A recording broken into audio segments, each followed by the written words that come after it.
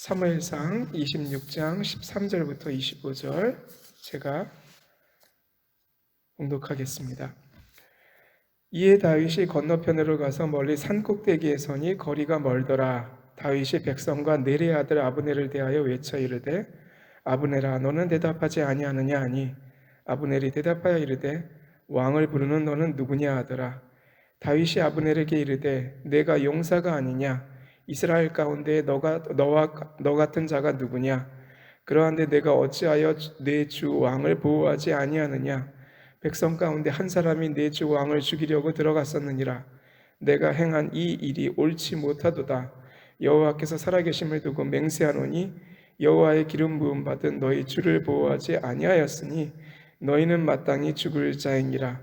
이제 왕의 창과 왕의 머리 곁에 있던 물병이 어디 있나 보라 하니 사울이 다윗의 음성을 알아듣고 이르되 내 아들 다윗아 이것이 내 음성이냐 하는지라.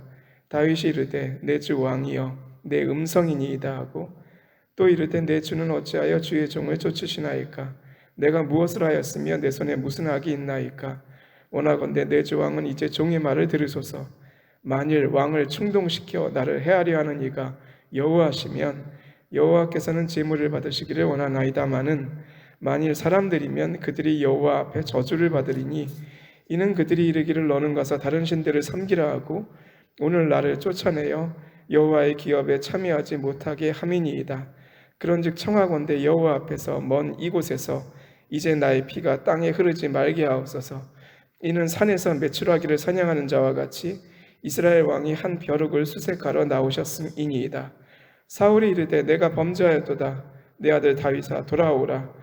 내가 오늘 내 생명을 귀하게 여겼은즉 내가 다시는 너를 해하려 하지 아니하리라.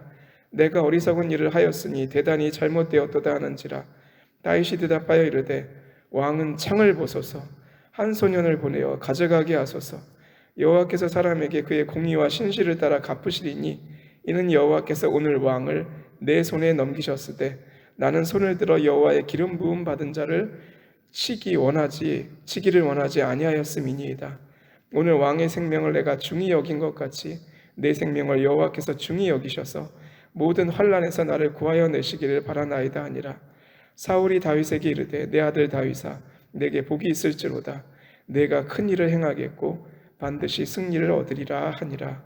다윗은 자기 길로 가고 사울은 자기 곳으로 돌아가니라. 아멘.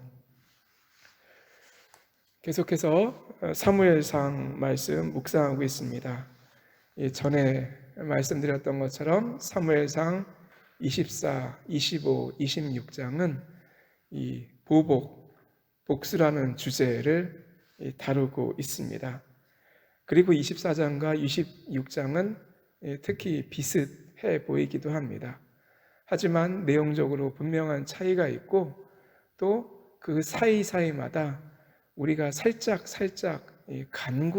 간과하는 이야기가 포함되어 있기도 합니다. 예를 들어 25장 마지막 그리고 26장 사이에는 다윗의 결혼 이야기와 누구도 원치 않았지만 본처와 아내와 헤어지는 이야기가 포함되어 있습니다. 다윗이 약 10년 정도 사울을 피해 도망 다닌 것으로 알려져 있습니다. 이 사울이 다윗의 장인이기도 했기 때문에 다윗과 미갈의 결혼 생활은 사울의 분노가 길어지면서 사실상 끝난 것처럼 보였습니다.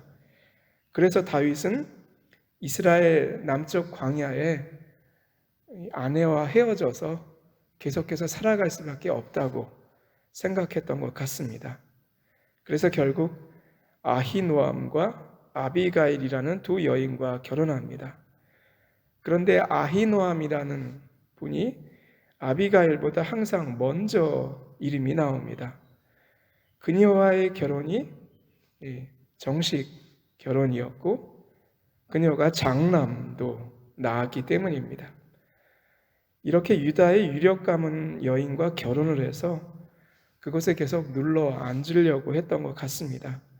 이 아비가일의 경우는 남편 나발이 갑자기 죽어서 보통 그의 사인은 오늘날 뇌졸중으로 판단을 하고 있는데요.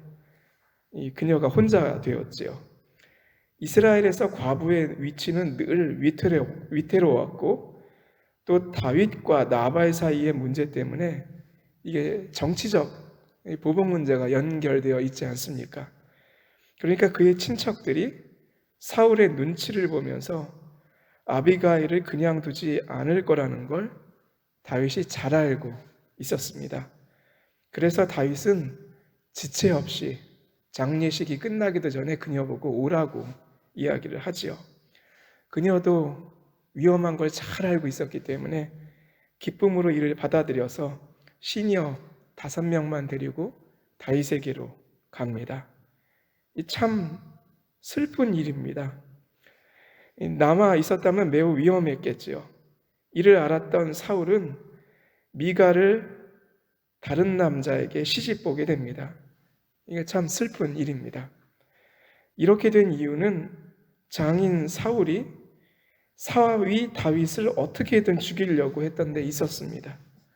미갈은 다윗을 사랑했었기 때문에 이 모든 일들이 굉장히 큰 충격이자 슬픔이었겠지요. 또 단념하는 부분도 있었을 겁니다. 그래서 이를 옆에서 본 사람들이 사울의 마음을 아마도 격동시켰던 것 같습니다. 그러니까 딸은 제가 시키고 사울은 다시 다윗을 잡으려고 3,000명을 이끌고 오는 거죠. 여기다가 또 성경에 보면 10사람들의 밀고가 있게 됩니다. 그들은 전에 말씀드렸던 것 같이 다윗과 그의 사람들이 자기들 곁에 와 있는 것이 먹고 사는데 부담이 되기도 하고 또 자세하게 사울에게 이야기하지 않으면 마치 노베 제사장들처럼 자신들이 협력했다 오해를 받아가지고 몰살당할까 하는 두려움에 시달리고 있었을 겁니다. 그 가운데 사울이 오자 이 다윗이 도망을 가야 되는데 이전처럼 움직이지는 못합니다. 첫 번째, 이 아비가일에게 들었던 충고를 기억하는 거죠. 이 보복은 하나님의 뜻이 아닙니다. 하나님께 맡기십시오. 그리고 두 번째, 결혼했기 때문에 이 가족과 함께 있는 겁니다. 기록에 보면 다른 600명의 다윗 옆에 있는 사람들도 이 가족들을 데리고 있습니다. 이전처럼 그렇게 빨리 도망갈래야 도망갈 수도 없는 상황입니다. 방법은 그래서 딱 셋이 나온 겁니다. 해외로 도망가든지 아니면 단판을 짓든지 또는 죽든지. 그래서 먼저 정탐꾼을 보내서 상황을 확인하고는 햇사람 아히멜렉과 스루야의 아들 아빗의 셋만을 데리고 그들에게 가게 됩니다. 그런데 뒤에 나오는 바 사울 궁정 안에 누군가가 이 다윗을 적어도 해외로 완전히 밀어내려고 계획을 했습니다. 죽이든지 아니면 밀어내자. 이 해외로 나간다는 게 당시에는 오늘날처럼 이민을 뜻한 건 아니었습니다. 완전히 다른 나라 사람, 즉 다른 민족의 신을 믿는 자가 되어버리는 걸 뜻합니다. 여호와께 버림받은 자가 되는 거죠. 이 민족의 신을 섬긴다는 굴레를 씌워가지고 적어도 이스라엘의 왕이 되는 일은 막으려고 하는 겁니다. 해외에 나가면 당신은 먹고 사는 문제가 신들하고 깊이 개입되어 있기 때문에 쉽게 말하면 시장에 가서 고기를 사도 뭘 사도 다 제사 음식이거든요. 그러니까 결국은 그 신을 섬기는 사람이 될 수밖에 없는 겁니다. 이 문제를 잘 알고는 밀어내려고, 죽이지 못한다면 밀어라도 내려고 하는 거지요. 다윗의 마음이 굉장히 착잡했을 겁니다. 어느 정도 포기한 마음으로 사울의 군대를 정찰하러 나왔던 것 같습니다. 그런데 12절에 보면 여호와께서 그들을 깊이 잠들게 하셨으므로 라는 표현이 나옵니다. 이 깊이 잠들게 라는 표현은 하나님께서 아담의 갈빗대를 통해서 하와를 만드실 때, 그리고 아브라함을 잠들게 하시고 미래를 보여주시면서 계약을 맺을 때 썼던 표현입니다. 그렇습니다. 이 깊이 잠들 그때는 하나님께서 무엇인가 역사하시는 때입니다. 무엇인지는 정확하게 알 수가 없죠. 이를 틈타가지고 다윗은 함께 가겠다는 아비셋만 데리고 진영 한가운데로 내려갑니다. 아비셋은 그렇게 주장합니다. 내가 창으로 그 사울을 찔러서 단번에 땅에 꽂게 하소서. 그러나 아비새가 모르는 한 가지가 있습니다. 다윗은 창을 정말로 싫어하는 거죠. 왜냐하면 사울이 2번이나 똑같은 창을 가지고 자신을 벽에다가 박으려고 했으니까요. 똑같은 일을 아비새가 하려고 하는 걸 좋아할 리가 있겠습니까? 그래서 이야기를 합니다. 누구든지 손을 들어 여호와의 기름 부음 받은 자를 치면 이 죄가 되지 않겠느냐. 아비새가 이를 마음 깊이 다윗의 말을 받아들였을까요? 그렇지는 않았습니다. 그래서 그는 다윗을 늘 지키는 사람임에도 나중에 문제가 됩니다. 자기 마음에 안 들면 찌르는 버릇이 있습니다. 함께 있고 가장 가까이에 있으며 누나의 아들이지만 그러합니다. 이 다윗은 사울이 마지막 순간에 의지하려고 곁에 둔 그 창하고 물병을 조용히 가지고 나옵니다. 그리고 멀리서 이제 소리를 지르게 되는데요. 사울이 아니라 군대 장관 아브넬을 찾습니다. 왜 그를 찾았을까요? 그 미국 남북 전쟁 때 유명한 장군 데니얼 하비 힐이라는 사람이 있습니다. 그가 그렇게 말했다고 하죠. 적에게 기습을 당하는 모든 군인은 죽어 마땅하다. 그러므로 그런 자들에게는 먹을 것을 줄 필요조차 없다. 경기에 실패한 사람은 용서할 수 없다. 그런 말이지요. 성경에는 이에 비견되는 다윗의 말이 있습니다. 아브넬아, 내가 용사가 아니냐? 그런데 여호와의 기름 부음 받은 너희 주를 보호하지 아니하였으니 너희는 마땅히 죽을 자이니라. 그런데 다윗의 말은 조금 살짝 다릅니다. 경계에 실패한 것보다 여호와의 기름 부음 받은 자를 보호하지 못하는 게 더 큰 죄라고 이야기를 합니다. 그런데 생각해 보면 그 일을 여호와께서 하셨습니다. 깊이 그들을 잠들게 하셨던 건 하나님입니다. 하나님의 영이 떠나면 사람은 깊이 잠들게 되어 있습니다. 제일 중요할 때 잠들어 버립니다. 여러분과 제가 그런 사망의 잠을 자지 않기를 원합니다. 반면에 하나님의 영이 우리 안에 계셔서 그분이 우리를 깊이 잠들게 할 때에는 그럴 때에도 오히려 아브라함처럼 하나님의 환상과 약속을 보게 되어 있습니다. 여러분과 저의 깨고 잠이 그렇게 하나님 안에 있기를 원합니다. 낭망하여 스스로 자거나 스스로 깨거나 그런 것이 아니라 오직 하나님 아버지 앞에 붙들려 있기를 원합니다. 이런 상황에서 다윗이 사울에게 자기의 속내를 말하게 됩니다. 원래 자기 속은 가장 가까운 사람, 가장 믿을 만한 사람, 또한 믿을 만한 사람이 아예 없으면 하나님께만 털어놓는 거잖아요.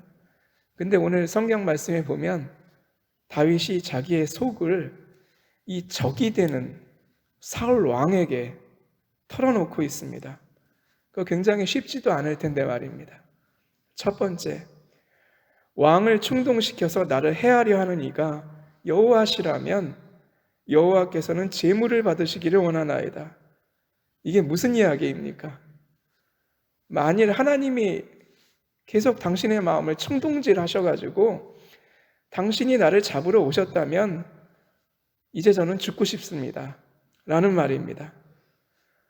아닌 게 아니라 그는 이제 가족들이 있어서 예전처럼 쉽게 도망 다닐 수도 없지요.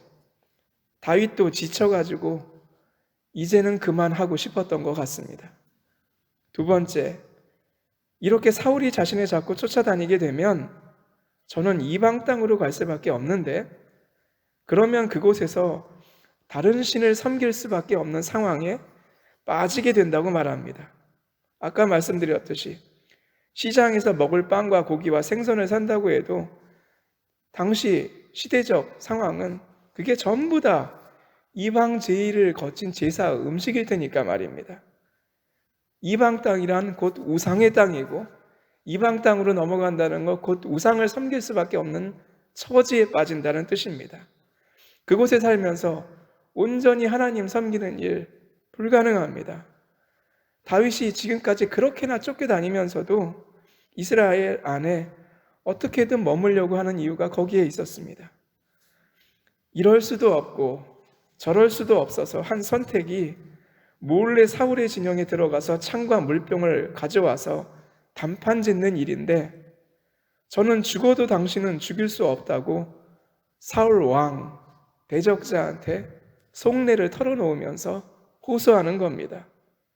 왜냐하면 사울은 하나님께서 기름 부은 자이기 때문입니다.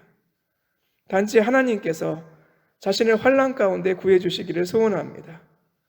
이 소리를 듣고 사울이 다시 한번 사과하면서 돌아가게 됩니다.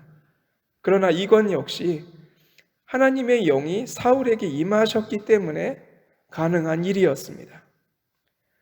저희의 인생은 종종 이렇게 답답한 가운데 빠집니다. 다윗이 오죽하면 자기를 죽이려고 쫓아오는 사울에게 자기 마음을 털어놓았을까요? 그 털어놓은 마음은 그래서 사실은 사울에게 이야기하고 있는 것 같지만 진짜로는 하나님께 털어놓고 있는 겁니다.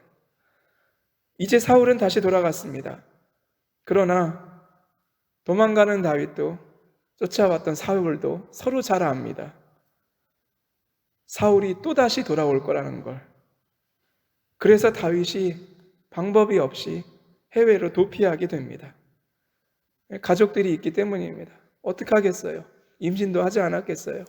데리고 어디를 가겠어요? 광야에서 계속 쫓겨다닐 수는 없잖아요.